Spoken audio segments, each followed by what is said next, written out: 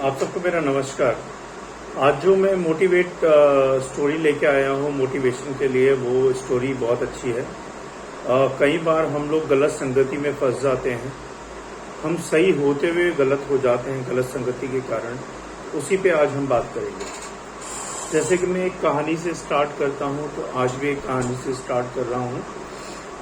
Skip मत कीजिएगा, क्योंकि मैं एक छोटी सी स्टोरी सुनाता हूँ और वो बहुत रियल स्टोरी होती है और वो मोटिवेशन के लिए होती है। अगर आप स्किप कर करके देखेंगे तो आपको समझ में नहीं आएगा। तो अगर आप मोटिवेट होना चाहते हैं मेरी स्टोरी के द्वारा, तो प्लीज़ इसको स्किप मत कीजिएगा। एक मनीष नाम का लड़का था जो मध्यम वर्गीय परिवार से था, और वो 12वीं क्लास में उसने टॉप किया था। कमाल का बच्चा था, पढ़ने लिखने में सबसे आगे, और फैमिली उस पर बहुत गर्व करती थी।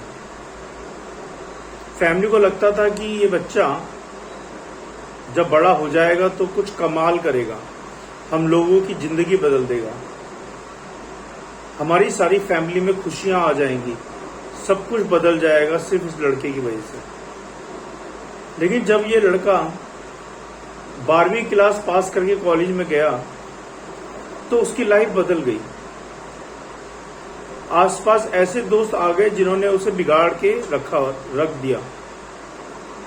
दिन रात पार्टी में चले जाना, उसी में लगे रहना, घर वालों से झूठ बोलना, घर वालों से झूठ बोल के पैसे मंगाना। घर वालों को समझ में नहीं आ रहा था कि क्या करें। उन्होंने एक दिन समझाने के लिए कोशिश की अपने बेटे को, मनीष को, लेकिन मनीष ने घर वालों को डांट दिया कि आप मुझे ज्ञान मत दीजिए, मुझे सब मालूम है। जैसे कि आजकल की जनरेशन करती है, जब वो थोड़ी बड़ी हो जाती है, पढ़ लिख लेती है, तो ऐसा ही करती है। और आपके ज्ञान से बात नहीं बनेगी,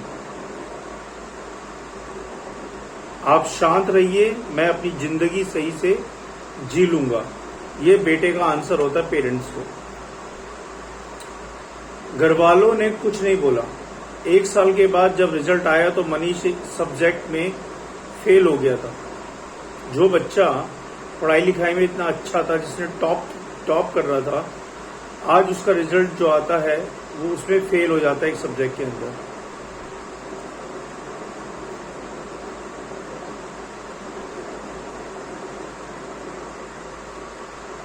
और जहां ये फेल होने वाली बात आई, वहीं बात इसके ईगो को हर्ट कर गई। जो लड़का 12 में टॉप करता आ रहा था, वो कॉलेज में जाते ही फेल कैसे हो सकता है। और ये जो फेल होने वाली बात थी, इसके मन में, इसके दिमाग में इतना घर कर गई कि ये घर में बंद हो गया, एक कमरे में रहने लगा, घर वालों से बात करना बंद कर दिया, दोस्तों के फोन उठाना बंद कर दिया, यहां तक कि बाहर आना जाना बंद कर दिया। मनीष धीरे धीरे डिप्रेशन में जा रहा था। उसे लग रहा था कि उसकी लाइफ में यही पे ब्रेक लग जाएगा, सब कुछ खत्म हो जाएगा। मनीष जिस स्कूल में पढ़ता था, वहां से 12 पास की थी, और वहां के प्रिंसिपल को ये बात जब मालूम चली तो उन्होंने मनीष को अपने पास मिलने को बुलाया, डिनर पे बुलाया उसको।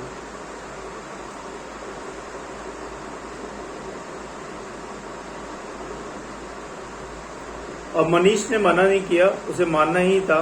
वो डिनर पे गया। मनीष शाम को प्रिंसिपल के पास पहुंचा डिनर पे। प्रिंसिपल साहब बगीचे में बैठे हुए थे, अंगेठी में हाथ ताप रहे थे, सर्दी का माहौल था। ये भी जाकर वहां बैठ गया। सर ने पूछा, क्या हलचल है बेटा, क्या हलचल है बेटा। मनीष ने कुछ नहीं बोला। 10-15 मिनट तक दोनों के बीच में बातचीत नहीं हुई। प्रिंसिपल साहब ने सोचा कि क्या अलग किया जाए जिससे कि ये मुझे सारी बातें बताए। उन्होंने अंगीठी में एक कोयले का टुकड़ा जो जल रहा था और धधके हुए टुकड़े को मिट्टी में फेंक दिया। जैसे ही उसे मिट्टी में फेंका, थोड़ी देर तो धधका और उसके बाद वो बुझ गया। प्रिंसिपल ने क्या सोच लगाई, उसको समझाने के लिए उन्होंने क्या किया, अंगीठी में जो एक कोयला था, जो टुकड़ा जल रहा था, धधक रहा था, उसको मिट्टी में फेंक दिया और वो मिट्टी में जाके थोड़ी देर धधका, उसके बाद वो बुझ गया। तब मनीष ने बोला, ये आपने क्या किया? जो कोयला टुकड़ा अग्नि में धधक रहा था, हमें गर्मी दे रहा था, उसे बाहर मिट्टी में आपने क्यों फेंक के बर्बाद कर दिया? तो प्रिंसिपल ने कहा उसको,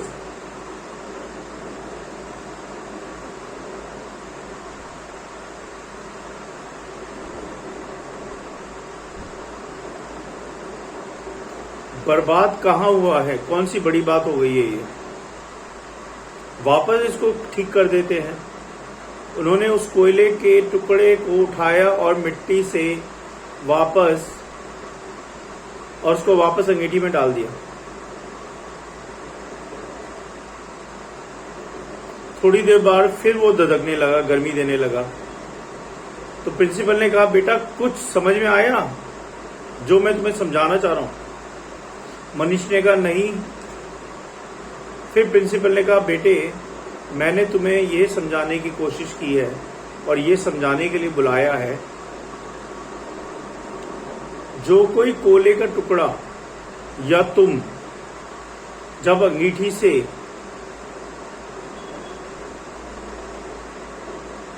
उभर आए, गलत संगति में चला जाए, यानी कि मिट्टी में चला जाए, तो वो बुझ जाएगा, लेकिन वापस से आकर के जल सकते हैं। शर्त यह है कि अंगीठी में वापस आना होगा, सही संगति में वापस आना होगा। अपनी लाइफ स्टाइल बदलनी होगी, अपने दोस्त बदलने होंगे। बस इतनी सी बात तुम्हें समझाने के लिए मैंने बुलाया था और वो बात मनीष के समझ में आ गई। तो कई बार आजकल की जनरेशन में ऐसा होता है, एक तो हमारी जनरेशन प्रेशर नहीं संभाल पाती, गुस्सा बात बात पे आता है, पेरेंट्स की रिस्पेक्ट नहीं करते हैं, पेरेंट्स को समझाते तो उन्हें लगता है कि वो ज्ञान दे रहे हैं। नहीं, पेरेंट्स जो समझा रहे हैं आपके सही के लिए समझा रहे हैं, आपके सही रास्ते, आपको सही रास्ता दिखा रहे हैं, कहीं आप भटक ना जाओ। क्योंकि आजकल की जो संसारिक जीवन है, आजकल का जो जीवन है, वो भटकाने वाला जीवन है। जो दिखता है वो नहीं, वो सही नहीं होता। दूर के ढोल सुहाने होते हैं, जब पास जाओ तो वो कान में लगते हैं। तो आज की जो शिक्षा इससे ये निकलती है कि गलत संगति में मत जाएं, अपने पेरेंट्स की रिस्पेक्ट करें, अपनी पढ़ाई लिखाई पे फोकस करें, अच्छे दोस्तों से दोस्ती करें, मिसबिहेव ना करें अपने पेरेंट्स के साथ, क्योंकि जो भी पेरेंट्स करते हैं आपके भले के लिए करते हैं, आपके अच्छे के लिए करते हैं, आपको सही रास्ते पे लाने के लिए करते हैं, सही रास्ता दिखाने के लिए करते हैं। जब आप पेरेंट्स बनेंगे तो आपको पता चलेगा कि जो हमारे पेरेंट्स हमारे साथ कर रहे थे वो सही कर रहे थे। अभी आप यंग हो, जवान हो, आपको समझ में नहीं आएगा, आपको लगेगा कि पेरेंट्स हमें डांटते ही रहते हैं, हमें बोलते ही रहते हैं, हमें रोकते ही रहते हैं, हमें टोकते ही रहते हैं। तो वो जो भी करते हैं तुम्हारे अच्छे और भले के लिए करते हैं। और ऐसी बहुत सी चुनौतियां, ऐसे बहुत से प्रेशर जीवन में आते हैं।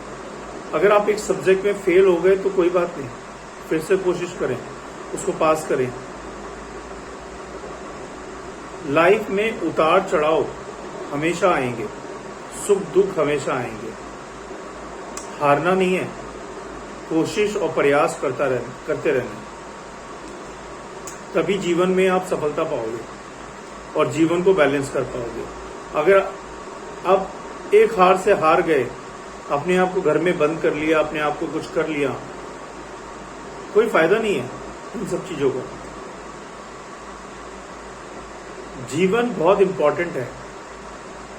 इस जीवन को अच्छी बातों के लिए, अच्छी चीजों के लिए इस्तेमाल करो। कुछ बनो, अपने मम्मी पापा का नाम रोशन करो, फोकस करो अपने फ्यूचर पे, अपनी पढ़ाई पे, अपने ध्यान, अपने अपने जिंदगी पे, और सही संगति में रहो। जहां लगता है गलत संगति है, यू टर्न मार लो। बहुत जरूरी है ये आजकल की जनरेशन के लिए।